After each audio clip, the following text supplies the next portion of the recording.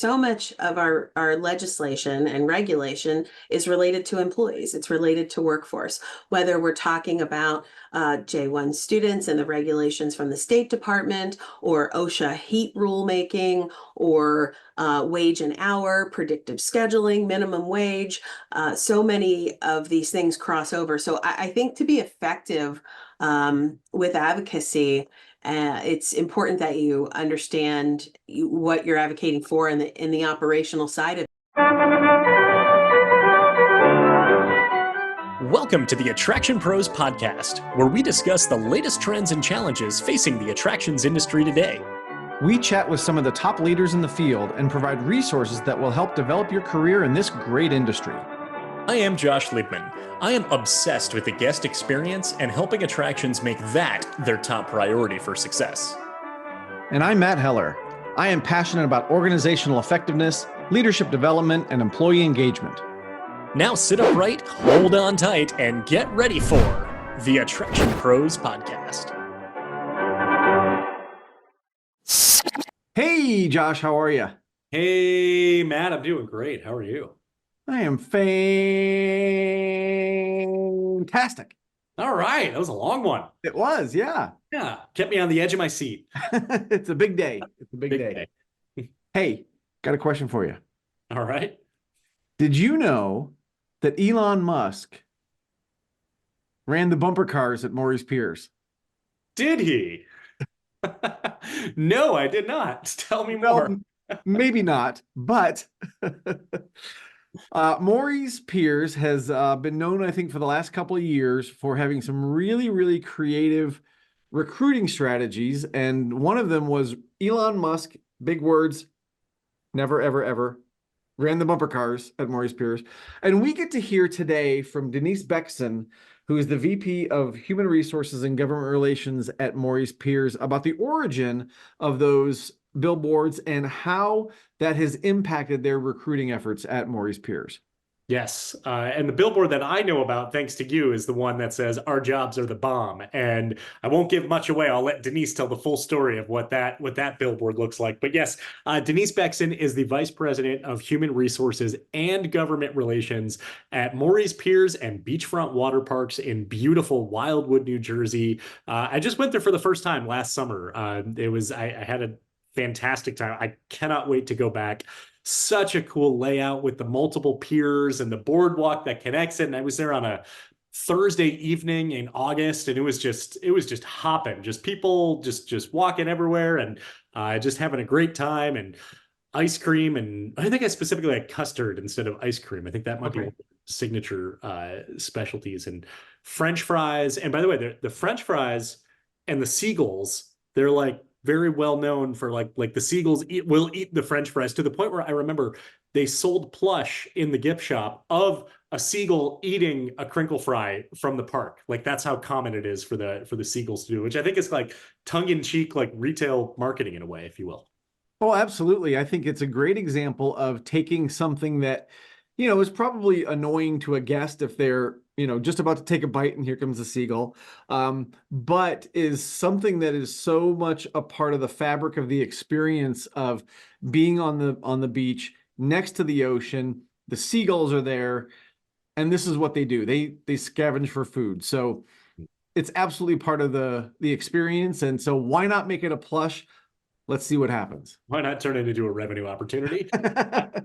So Denise has worked at Morey's Piers since she was 14 years old, making it her first job, and she was hooked. And she has worked, it sounds like, almost every job that there is in the park, at least many roles that employees can take, and now serving as VP of HR and Government Relations. And we get to hear about really now serving those who are coming in for their first jobs and today's youth. And she talks about the importance of summer jobs for the youth and how much they learn. And you and I both got our start in the industry as a summer job, and early on in our life, early on in our career. And obviously we were hooked and saw a career path within the industry. And she talks very passionately about the way that amusement parks and that attractions and that Morey's Piers in specific provides those opportunities to the youth. Absolutely. And she also talks about how recruiting is sales. And it reminds me of the conversations you and I have had so many times about the intersection of the guest and employee experience, where you really think about, recruiting as, hey, let's try to get these people in, but we're really selling them on the experience. And, the things that you just mentioned in terms of how that person is going to go through that experience and what they're going to learn from it. There's so many people that can say, hey, I started my career as a summer ride operator, and the lessons I learned there about interacting with people and teamwork and, hard work has really served me well throughout my entire career. So, what a great message to get out there. Now, there's probably a lot of young people. If I think back to when I was 16 or 17, is that really what have brought me in? Maybe, maybe not, but it did absolutely impact me later on. But what definitely would have brought me in was that billboard with the seagull on it. Yes. That's the one that says our jobs are the bomb. Yes. And then lastly, you and I both just learned so much about government relations that I think we learned more than we could have even asked questions about. Denise was so thorough and very specific about how important it is to advocate for all the aspects of your business by what's going on in legislation at both your local, not both, but your local, state, and federal level, and the importance of how you can get involved as well. And she walks us through how, if you want to get involved with advocacy with how laws are made and how bills are made, that can have a true impact on your business, your guest experience, your employee experience, and all of it in general. All of it. All of it. Absolutely all of it. So is it time to head down the water slide and get into this conversation with Denise? I say let's jump on the Great White and get to it. Hey, Denise, welcome to the Attraction Pros podcast. How you doing today?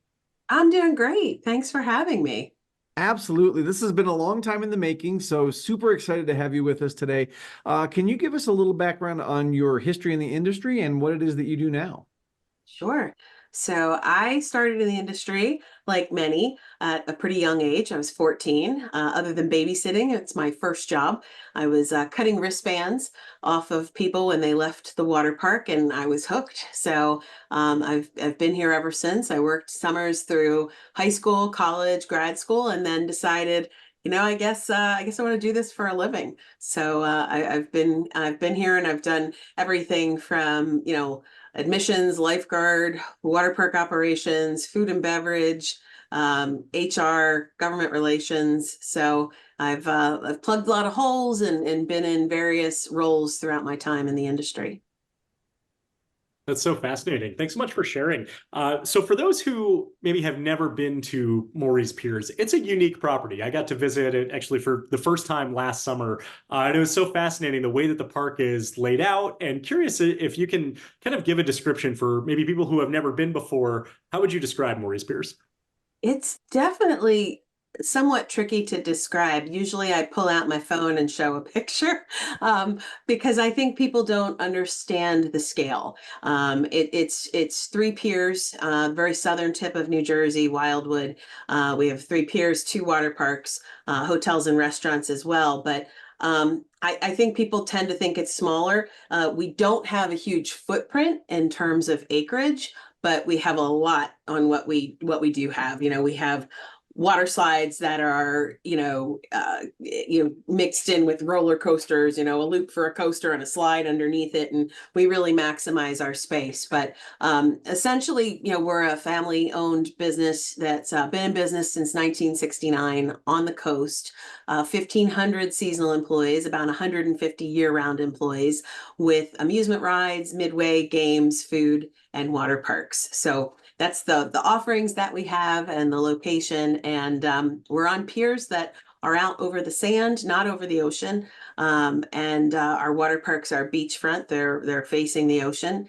And an area that has not a lot of year-round population, but a very bustling and big summer population because of our proximity to New York, DC, Baltimore, Philadelphia. So we have a lot of folks that come here for their summer holidays. We staff up to ensure we can provide them with memories worth repeating. Awesome. Denise, can we kind of go back a little bit to when you first started and maybe those first couple of years. What was it about the experience that got you hooked, that made you want to stay? Oh, good question.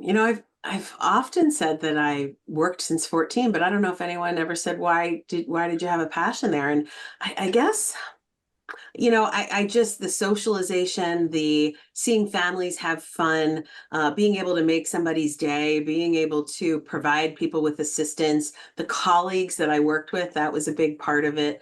I just fell in love with it, have a passion for it, and was fortunate enough to be able to find a career path here. But yeah, I would say those things. I mean, I also love going on the rides in the water park, so that's not a bad perk associated with it. And yeah, just really enjoyed it. And I would say that working here, really developed the person that I became, because we all know in our industry we give a lot of leadership opportunities to young folks, much younger age than you would in business. And so I think that learning and growth really intrigued me, that I could continue to do new things, learn new things, and make an impact. So probably, all of those reasons. I think it'd be interesting to expand on that a little bit and really kind of connecting the dots between, you came in at 14, it was your first job, and now overseeing human resources where you're now seeing people walk in and it's their first job. And you probably see yourself a lot walking in, with that job application, that 14-year-old, that 16-year-old coming in for their first job. So curious as far as really how you maybe connect those two together to be able to say, okay, here's someone coming in because they're applying for a summer job. They might be one of the 1,500 seasonal team members. They might come back summer after summer. They might not, but being able to at least give that opportunity that you had, and being able to kind of look at human resources through that lens, if that makes sense. Yeah, I mean, I think that I was just last night at a event at our local technical high school, and they have a hospitality program and culinary program. And I was talking to some of the young folks that were there about, there's a lot of job opportunity in this area because we don't have a year-round population. But I talked to them about, the structure that we have here, the opportunity for development, the opportunity for leadership. I personally believe summer jobs for youth, regardless of what they're doing or where they're working, they learn a lot, right? It's non-classroom learning, but it's learning that's going to help them into their adulthood. I happen to think at Morey's, there's so many opportunities and potential, and in the amusement industry in general, as I said, for those leadership positions. So when I see kids, at job fairs, or at a school event or a sporting event or community event, it's an easy sell. It's an easy conversation because I lived it, and I really believe in the potential that they have here. I think that the amusement industry in general is really unique in that way, that you have an opportunity for a career pathway, for growth, for development, for leadership. You're doing things at a young age. All these kids today, it's scrolling right on their phones, and this is face to face, person to person engagement. And I think that's an important skill for our youth to have. They're not getting as many opportunities in the past as they have. So when I'm meeting young folks and thinking about myself in those roles, or people that I worked with at that age, they're sending their kids here now. It's nice to see it and easy for me to talk to because I've been in their shoes. And one other thing, kind of related to social media and the job, I always felt like kids, we do a really nice job of creating teams here. And maybe a kid's not the most popular in their high school or in their school setting, and you come here and a lot of those barriers are gone, because a lot of the kids maybe don't know each other because they're coming from out of the area, from Philadelphia, and have a family house here. And when I see kids all meshing and gelling together, and I can see the rides report, for employees, and, oh, these guys all went on rides together last night. And I see that they're getting a social opportunity, beyond what just they're getting in the workplace, but they're forging friendships and social opportunities as well while they're working here. And a little bit of a chance to reinvent themselves from however they may project themselves in their high school or whatever perceptions might be. So I like that we're a place where, kids can be supportive and kind to other kids.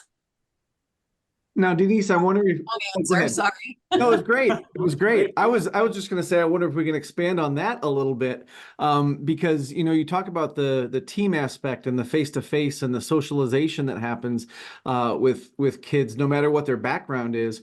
And I'm curious, how much of that is an environment that you create versus an environment that you allow. In other words, obviously they're working together. You've got events, I'm guessing, for kids to come interact with one another. But then there's also that social time that they spend that's very unstructured. So I guess I'm just curious of the balance of that helps to create that overall environment. Mm-hmm. Yeah, it's definitely both creating it and allowing it. And I think at the start, there's, more hand holding needed because kids might not know each other. They might be a little bit shy. They might be hesitant. So there's a lot of icebreakers, a lot of opportunity to pair people up at the beginning, activities, training activities, even our interviews. We start with group interviews. So they're interacting from the onset. And then as the summer goes on, it's more organic and they're arranging their own things. We're happy to provide a place where they can socialize together with going on the rides if they're not working a night shift or if they're off during the day and they're in the water park. We've got great places for teens to spend their free time. So it does feel like you set that up at the beginning, you make that a goal, and then they start to take it over from you. And we still have events throughout the whole season, but they start doing more and more on their own once they've been here a couple of weeks, or usually it's like starts mid-July, I'd say. When high school's done, kids are all in their positions and starting to gel. I'm curious about connecting that with kind of what you mentioned, a few minutes ago about, learning so much. Summer jobs for youth is an opportunity to learn so much, and then all of the benefits with that, and the social engagement, the skill sets, and leadership opportunities that they wouldn't have in other business environments. Taking all of that and really selling it from a recruitment standpoint. And this kind of ties in, perhaps to some staffing challenges that the industry is facing today. That now some of the comparable alternatives, aren't just in food service or in other areas of hospitality, but why would I go work for Morey's Piers when I can drive for Uber or deliver for Amazon or for Instacart, or have a much more flexible schedule where I have a lot more autonomy, XYZ, kind of really connecting that together, and really kind of stressing that, and say maybe you can't necessarily see it now, say, okay, here's a summer job where I'm going to work X amount of hours in the hot sun and XYZ, but being able to weave all those benefits into that recruitment strategy. Yeah, I think that's really important to look at the overall package, right? Not just now hiring $15 an hour or whatever the rate is. The differential for our industry, is the complete package, the socialization, that you're working outside, with people with smiles, hopefully on their face, your kids and families, and you're providing a service and you're helping to make their experience special. It really starts for us with our campaign. After COVID, we sort of said our hiring campaign cannot just be now hiring. What's new about that? Everybody's now hiring in our community. Everybody's paying, these wages, and, around 15, New Jersey's state minimums 15. So, that's a lot of noise out there with the now hiring signs and the now hiring messaging. So how do we incorporate our brand, who we are, in our campaign?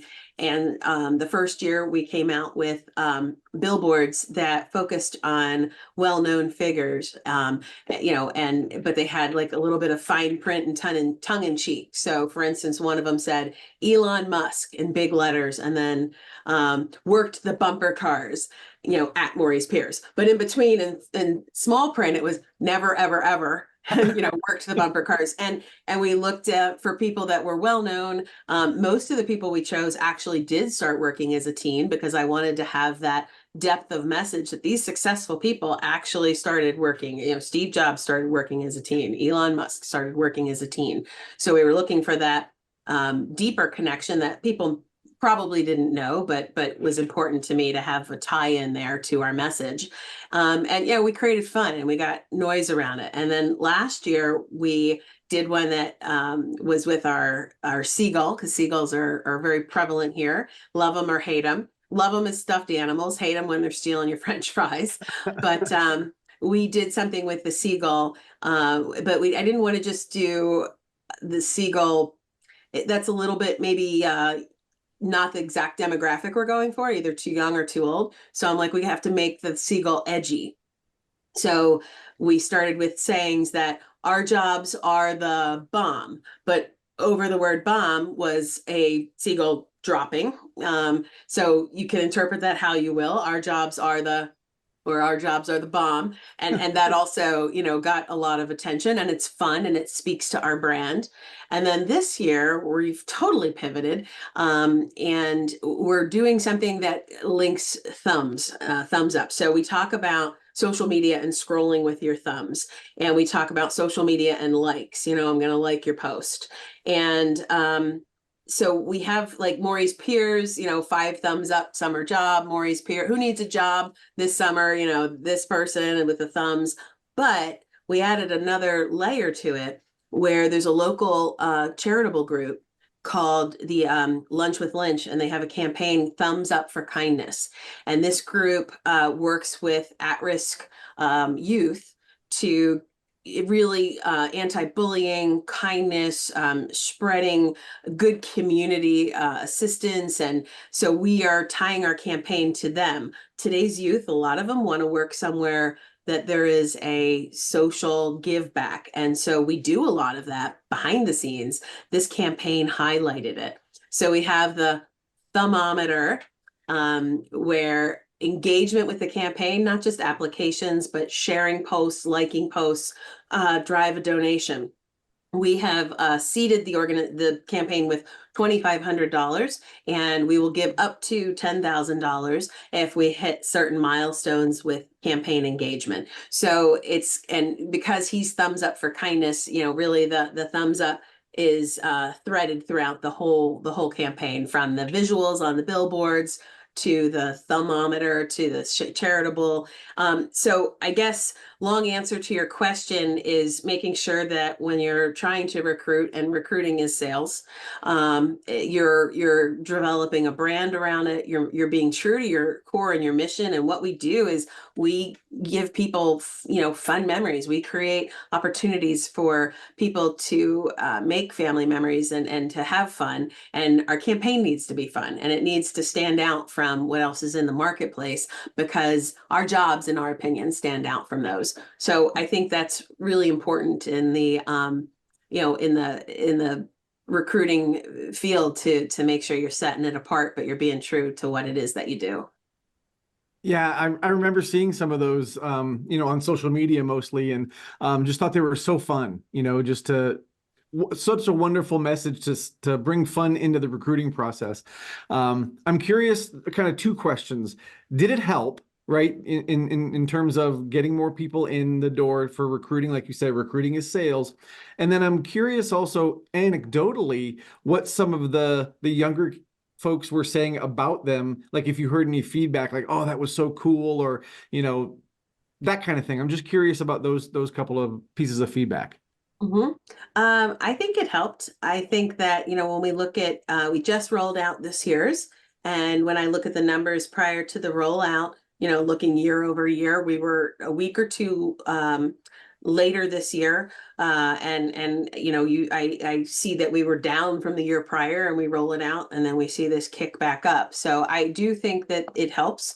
I think that it gets attention. I think that it's good for the brand. You do have to make sure your recruiting brand isn't separate from your public image. So, why we made the seagull edgier, we didn't make it X-rated. We were at a PG-13. So I do think that it is important, and it does help. And I think that in terms of the second part of your question, I hear from a lot of people, especially in the community, how cool it is, or wow, that's great.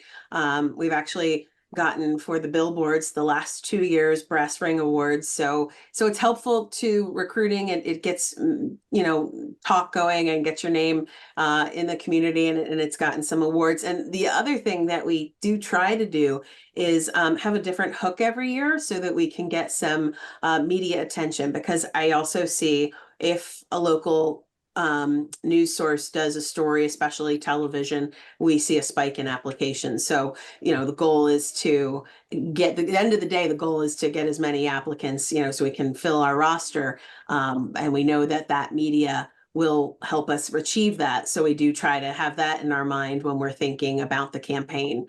So we can have a great campaign that people are talking about, that's getting media attention, so it's getting more exposure, and it's in line with our overall brand.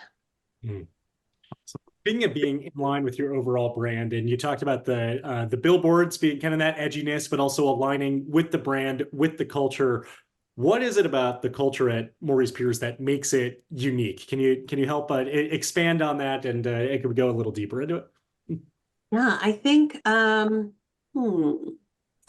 what makes our culture unique? I think that we have a lot of longtime employees here. We're really fortunate. We have some churn, but not as much as other industries, certainly in the area. And that might be true for other amusement industry entities, but we have something called the Quarter Century Plus Cup. So we have people that have been here full time more than 25 years. And I think when you have people that are working together for that length of time, you can almost predict each other's moves, responses, take on things, and it allows you to work really efficiently with them, and it allows us to carry that out into our seasonal staff as well. So I think the longevity of our team, people like Mike Weimer, Dino Fazio, Will Barrett, Morey, Sam Shergott, these folks have been around a long time, and so we really function well as a team. And I think that that really helps us in the field. I also think, we have a varied demographic amongst our employees in terms of we have international students, so that's about a third of our population. We have minors employees under 18. That's about 300 of our 1,500. We have folks that are 18 to 25. I'm just talking about the big chunks here. And then we have teachers and retirees. And I think having this diversity, it's so fantastic to see a 14-year-old working alongside a 70-year-old, and there's a respect there for each other, and there's learnings from each other. And I think that it creates a really unique culture that you've got somebody from Macedonia, talking to a 15-year-old about what it's like in their country, while a 60-year-old is talking about, the time that they traveled to Europe. And it just, there's so much, diversity in the group, but support of each other. We're all here to do a common goal. And I always liken it to being in school without any of the homework, right? So it's just the social aspect of it. And I think that that's, really what shaped a lot of our culture, our longtime staff that have been here, and then the really interesting demographic that we have in our seasonal staff. When you talk about school with no homework, now you're speaking my language. So I wonder if we can switch gears just for a second. We've been talking a lot about recruiting and team members, and I think we could probably talk about that for the rest of our time. But I also want to get into the fact that you are focusing also on government relations. And, some people may look at HR and government relations as two very, very different things. So I'm curious, kind of, first of all, how you got into the government relations piece, and then what is it that you are overseeing for Morey's Piers? So I do understand where you're coming from. Like, how does that relate? But in actuality, I think there's a lot of opportunity there, because so much of our legislation and regulation is related to employees. It's related to workforce, whether we're talking about J1 students and the regulations from the State Department, or OSHA heat rulemaking, or wage and hour, predictive scheduling, minimum wage. So many of these things cross over. So I think to be effective with advocacy, it's important that you understand what you're advocating for in the operational side of it, right? Our elected officials, somebody comes to them and says, hey, we think we need this rule, this is happening, this is a problem, or this could be an opportunity. They don't live it and they don't work it. So it's important to advocate on behalf of your facility and of our industry. And you go in there with that expertise, understanding how it impacts the employee, understanding how it impacts the guest, understanding how it impacts the business, and you go in as the expert. So how I got into it, I somewhat fell into it. I guess I was on the water park committee, and there was a piece of legislation that was being discussed. It was called Virginia Graham Baker, and it had to do with the size of grates in pools. And through the process of getting involved with that, I was, when I say water park committee, it was with the International Association of Amusement Parks and Attractions, so IAPA. Getting involved in that, I saw such an opportunity, and really just enjoyed and had a passion for sharing how these things impact our industry. If you don't tell your stories, they don't know the information. So it's so important. And I encourage everybody, you don't have to be an attorney, you don't have to be a lobbyist to be an advocate for your company and for the people that you represent. So for me, there was a lot of dovetail in there. And then of course, there's things that aren't workforce, but you still know how it impacts your business and your employees and your guests.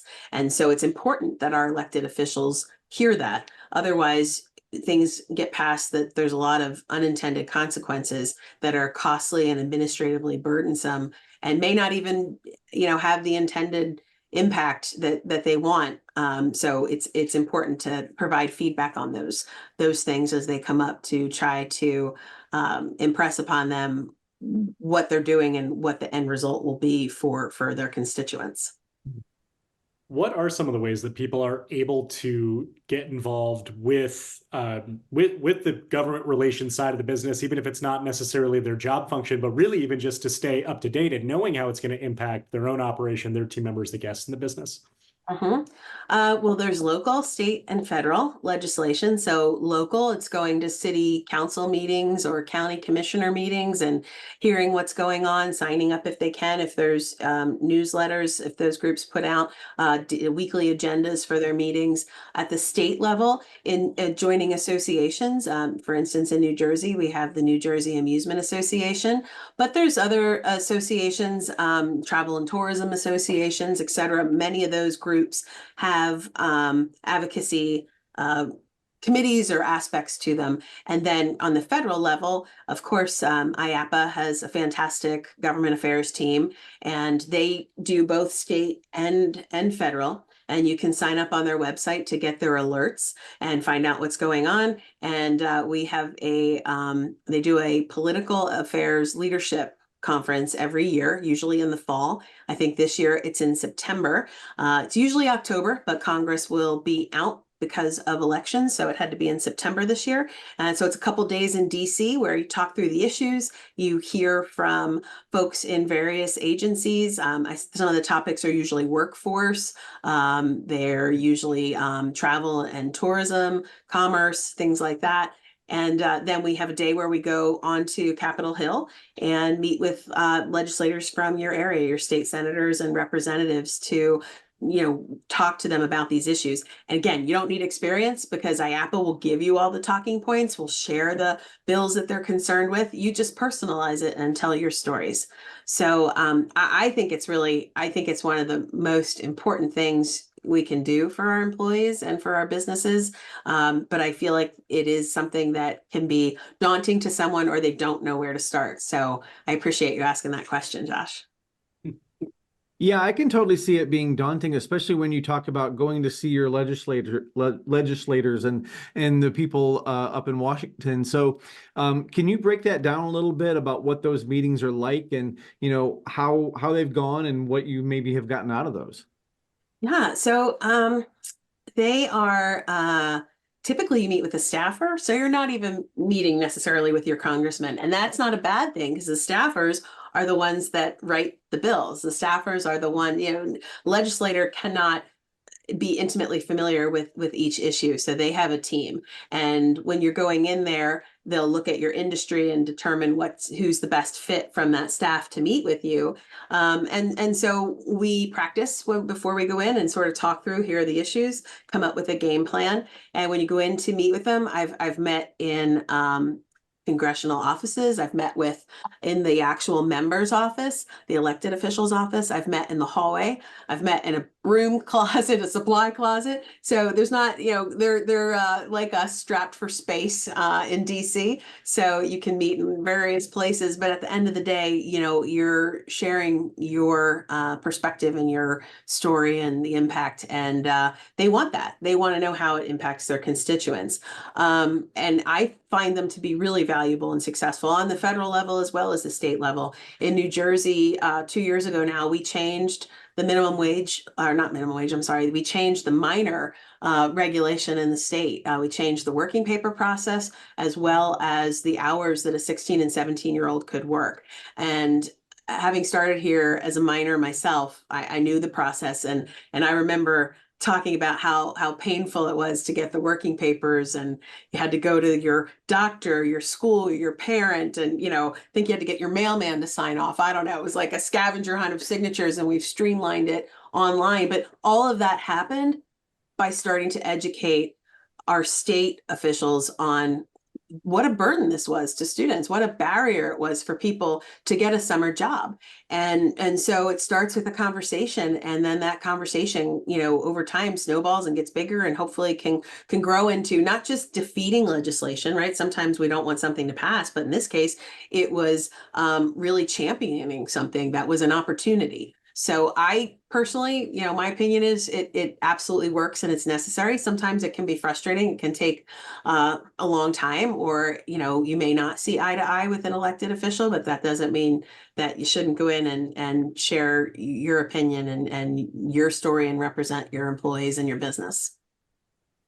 I'm curious then how you collect these internally to then bring to those legislators. The example you give, that was very personal as far as the minor labor laws. What about everything else of being able to, or any other issues that maybe are not necessarily right in front of you, but in other areas of the business, and collaborating internally to be able to then take those externally?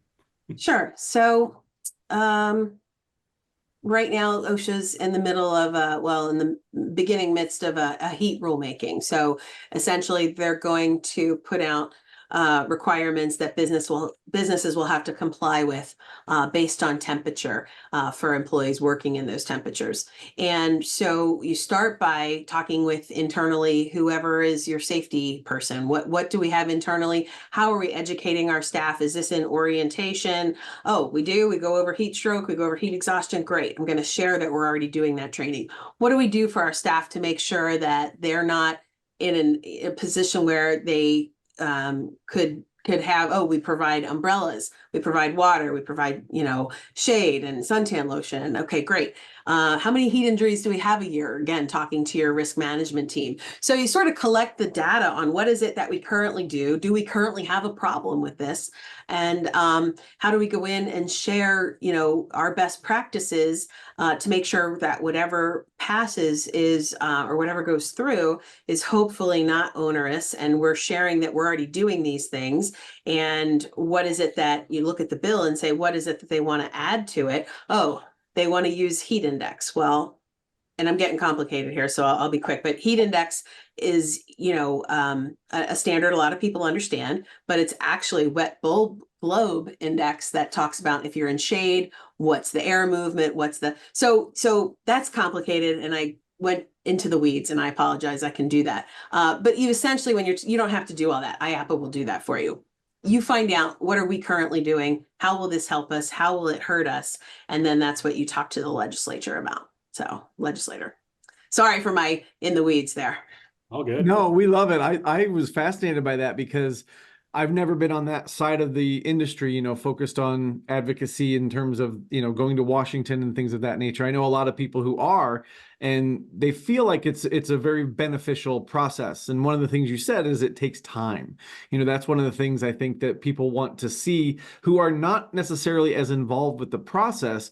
They want to see things quick, right? They want to see that minimum wage change. They want to see that OSHA thing changed. And that's not how it works. So I appreciate you kind of sharing the detail of what you have to go through and all those things that have to be considered, because that really shows what that process is all about.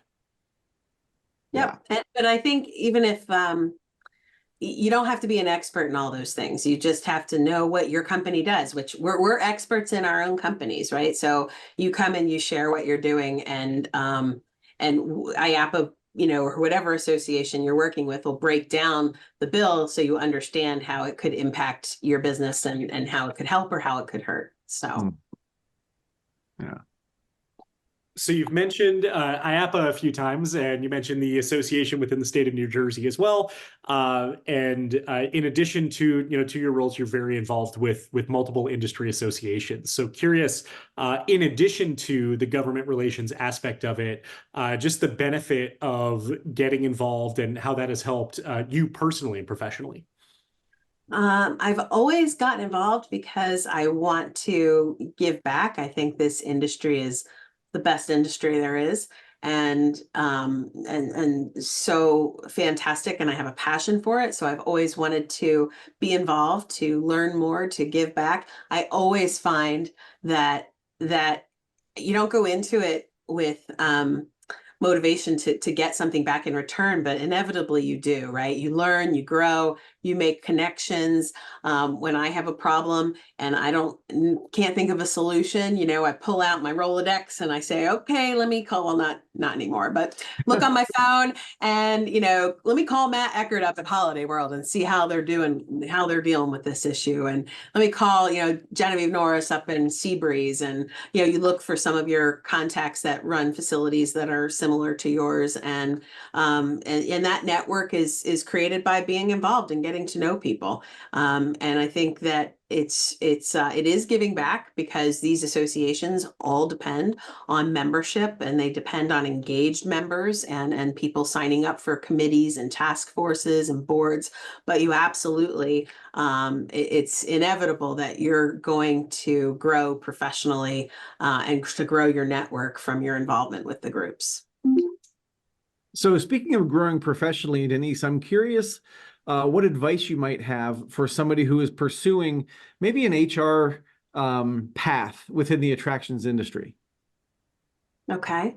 I'm going to go, if I can, I'm going to go just broader in general. Fine. Because my path wasn't HR from the beginning, right? It was waterpark, lifeguard, I've kind of been all over the place. And I think that that's my advice for people.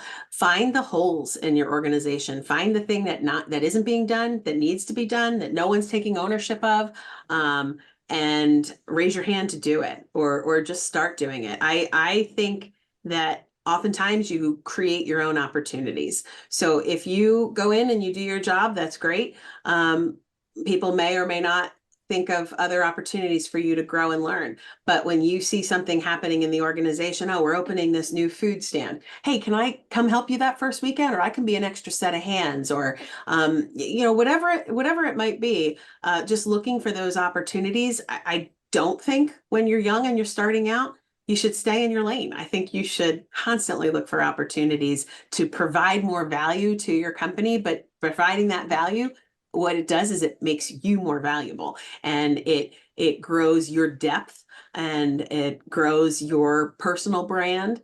And so even if it's a job you're not really interested in, but you think I can learn from this, then jump in. So I think, really, plugging those holes, creating opportunities for yourself, raising your hand, and then I would say, be a perpetual learner, because when the more the more value you add to the organization, the better you make it for your colleagues around you and for the guests. So I think you want to constantly be in a state of learning, and it makes life interesting too. That's why I'm still at Morey's after all these years. If I was still doing the same job I was doing when I started here full time, I probably wouldn't still be here. I'm here because I get to continually learn and grow, and a lot of that was just jumping in somewhere, whether I was asked or not.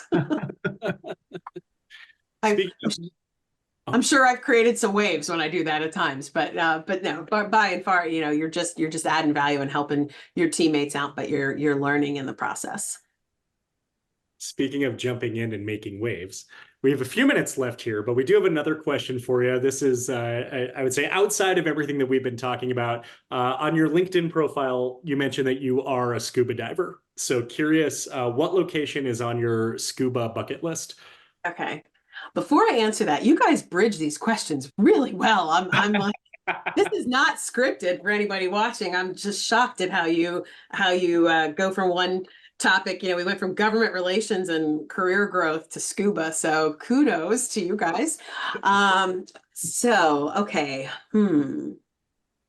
I would say, and I'm not going to pronounce it right, but it's in Indonesia, and it's Raja Ampat, and it's been called the epicenter of marine biodiversity. So I would love to go there. It's a bit of it's going to need some planning, and you know, you're not just jumping on a plane and you're there in 4 hours. And I think I've been told the best way to do it is you know, on a boat going around spot to spot. Tim Mao, who's also in the industry, he's the one who recommended it, said you got to get there. So it's been on my list for about a year, 2 years now. So I got to start putting a little time into making that happen. But that's my dream location. Nice. That's awesome. We can't wait to see when you go there and what that experience is like. But Denise, this has been a fascinating conversation. I know you and I have known each other for years, but I got to learn so many great things today from our conversation. So if people wanted to learn more about you or Morey's Piers, where would you send them? Sure. So for Morey's Piers, they can go to our website, www.moreyspiers.com. And if anybody's interested in connecting with me personally, you can grab, you know, send me a message on LinkedIn. I'm not the best with that, but also my email, it's my first name dot my last name at Morey's Piers. So denise.beckson@moreyspiers.com. Awesome. I echo Matt's statement of we learned so much and really enjoyed and appreciated this conversation. So Denise, thank you so much for being here with us today. And for everyone out there who is watching and listening, just remember, we are all attraction pros. Thanks for listening to the Attraction Pros podcast. Make sure to subscribe so you can tune in when new episodes release. And even better, please leave us a review on iTunes. For more information, visit attractionpros.com.